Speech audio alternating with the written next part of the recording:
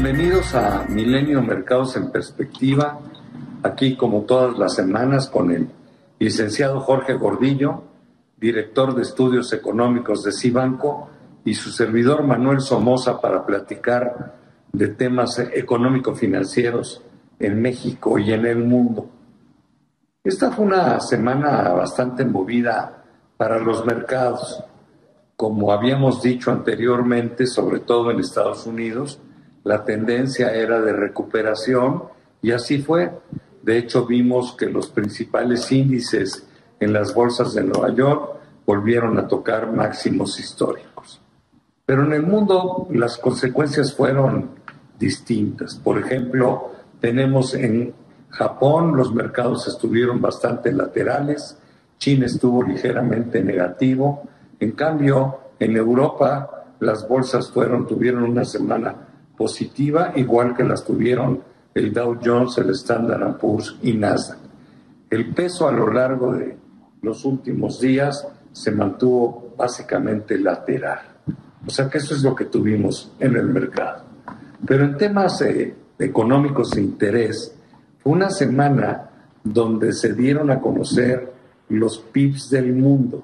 Ya había iniciado China, que es siempre la primera nación que reporta, y reportó un PIB bastante flojo en el tercer trimestre. Pero eso siguió sucediendo cuando reportó Estados Unidos, cuando reportó la eurozona, cuando reportó México. O sea, lo que realmente vemos sí es una desaceleración de la economía mundial en el tercer trimestre. Primero vamos a ver los numeritos que nos va a platicar el licenciado Gordillo y después pues vamos a ver cuáles son las causas y sobre todo en la parte final pues qué esperamos para el cuarto trimestre, que es lo que más le puede interesar a la audiencia. Adelante, Jorge. Gracias, Manuel. Saludos a todos. Efectivamente, ya empieza la temporada de reportes del tercer trimestre y la expectativa generalizada de hace algunas semanas, ya la comentábamos, era que teníamos el miedo, la preocupación o la espera de que la economía en general se fuera enfriando o que los números del tercer trimestre fueran mostraran una desaceleración importante con respecto al segundo trimestre. Un segundo trimestre que fue muy vigoroso, muy dinámico, muy de la mano con la reapertura y una nueva normalidad post-pandemia. Ese tercer trimestre ya sabíamos que iba a ser más complicado de lograr, superar que el segundo, pero fue peor. Y fue peor porque se le vino encima los costos de la pandemia, que los hemos comentado, que es estos cuellos de botella a las empresas, aumentos en los precios de energéticos por escasez, por lo que se viene, una nueva ola de contagios con la variante Delta en el COVID-19. En fin, se le complicó todavía más el panorama a la economía y está enseñando números por debajo de lo que teníamos esperado y también le ha pegado a la perspectiva de crecimiento para lo que resta del año y el próximo año. En el caso de Estados Unidos, un crecimiento de 2% trimestral anualizado, cuando venía creciendo en el 6% los últimos dos trimestres, una desaceleración muy evidente.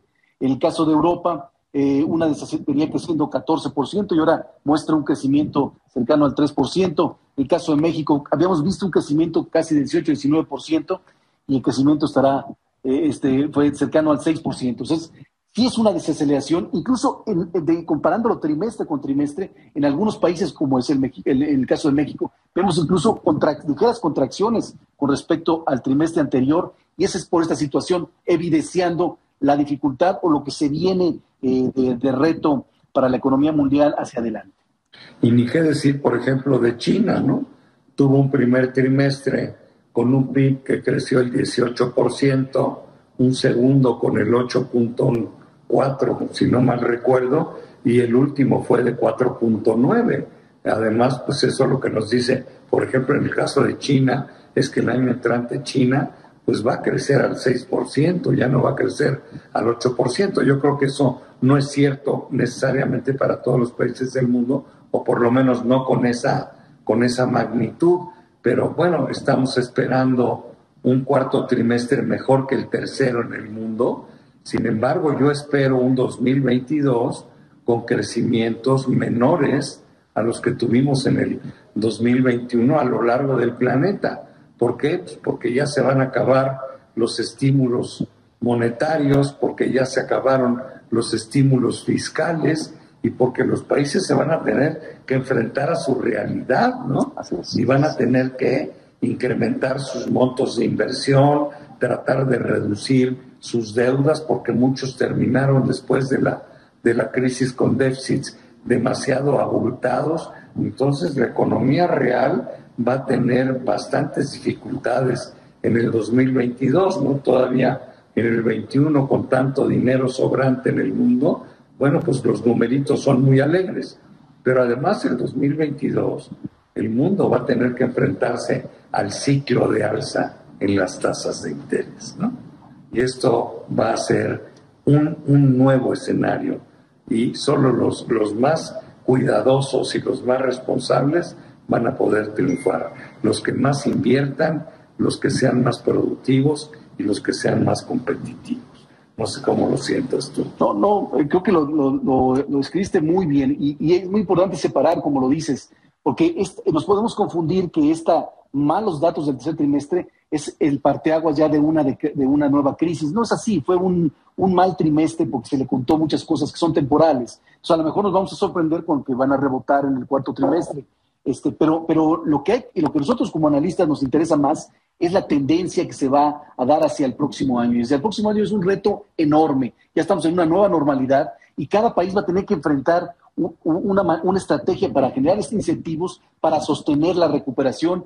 Y bueno, la expectativa no es igual en cada uno de los países. Algunos países están intentando reforzar sus estrategias de incentivo de inversión o invirtiendo en el costo del gobierno. Y hay otros países como el nuestro que no vemos esa característica, no vemos el incentivo ni siquiera para el sector privado en inversión, ni el apoyo directo del gobierno en el presupuesto que se acaba de aceptar por el Senado para poder garantizar que vamos a tener una sostenibilidad en la recuperación. Entonces, por supuesto, se viene un reto muy fuerte para todas las economías y en especial para las emergentes, porque además se nos va a juntar, como dices, este nuevo ciclo de alza de tasas de interés. Así es, y hablando de tasas de interés, tenemos que estar preparados porque los bancos centrales van a dar un giro muy importante relativamente en el corto plazo.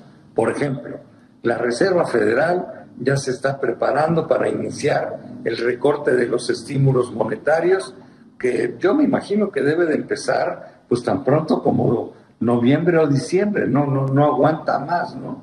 Bueno, esto significa que el dinero va a ser un poco más caro de aquí en adelante, aunque todavía la política monetaria sea acomodaticia, ¿no? Bueno, pues ya no va a ser tan acomodaticia como lo fue en el pasado. Cuando volteamos a ver Europa va a suceder absolutamente lo mismo. En el caso de Canadá, por ejemplo, ya dijo el Banco Central que ellos ya terminarán con los estímulos monetarios y además anunciaron que empezarán a subir tasas de interés en el primer semestre del año entrante. En el caso de México, bueno, pues ya vimos cómo ya hay un cambio en la política monetaria desde hace meses. Nos quedan 2 reuniones, seguramente vamos a tener 2 alzas más de la tasa de interés para cerrar en 5.25 y prepararnos para otras alzas que seguramente vendrán en el 2022. Es decir, sí se está dando un cambio. Bueno, ¿para qué mencionar Brasil, por ejemplo, no? Acaban hace un par de días de incrementar la tasa de interés de referencia de un solo jalón en 1.5%. Ya dejaron su tasa de referencia en el 7,5%. Pero además dijo el Banco Central de Brasil que espera que el mes entrante haga lo mismo. O sea que van a dejar la tasa en el 9%.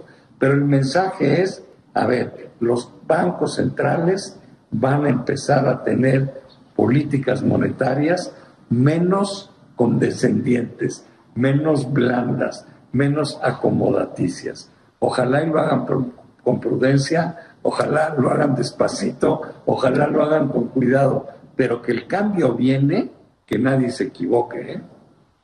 No, y si me permites sumarle a tu comentario, ahora es cuando te tienes que diferenciar del resto, porque como dices, se vienen momentos complicados en cuanto a la situación en general. Entonces, cada país se tiene que diferenciar del otro, que está en mejor condición para afrontar estas nuevas condiciones. Cada empresa también. Entonces, en la inversión también tenemos que estar en los sectores que van a sostener sus ingresos, que van a sostener sus utilidades en cuanto a la inversión bursátil, en cuanto a la atracción de inversión en el país. O sea, ahora ya hay que voltearnos a decir qué tan fuerte estás fundamentalmente y cómo vas a enfrentar esta nueva escenario de alza de tasas de interés, y quien dé mejor cara es el que mejor se va a presentar en el próximo año. Oye, por último, nos queda un minutito. No le entendí al director de Petróleos Mexicanos cuando dice que el gobierno es el que va a pagar las amortizaciones de la deuda de Pemex hacia adelante durante toda la vida, en el 2022, ¿cuánto va a pagar? ¿Para qué sigue emitiendo Pemex? En fin, no lo entendí. El año pasado, el gobierno federal directamente dio recursos para amortizar deuda, y este año lo que está diciendo el director es que va a pasar lo mismo para el presupuesto del próximo año. O sea, que va a ser deuda del gobierno federal y le va a transferir ese dinero para amortizar ellos su deuda, porque si ellos emiten deuda le está saliendo más cara por las calificaciones que se encuentran. Pero ya como lo dijo, lo está diciendo como que esto ya va a ser una nueva normalidad. Y si el mercado lo asume o lo empieza a contemplar, que bueno, de facto ya lo hace, porque desde que el presidente dice que se va a morir en la raya por Pemex, pues que es asumir que pues va a ser siempre una deuda del gobierno federal. Pero esto también puede provocar que la deuda del gobierno federal pues cada vez se vuelva más cara, porque incorporas un nuevo riesgo, incorporas nuevas condiciones que no la tenías antes. Muy bien, bueno, pues se nos acabó el tiempo. Quiero darte las gracias, Jorge, pero sobre todo darle las gracias a todos ustedes por estar aquí con nosotros semana a semana en Milenio Mercados en Perspectiva. Nos vemos la próxima semana. Gracias. Hasta la próxima semana. Que estén muy bien.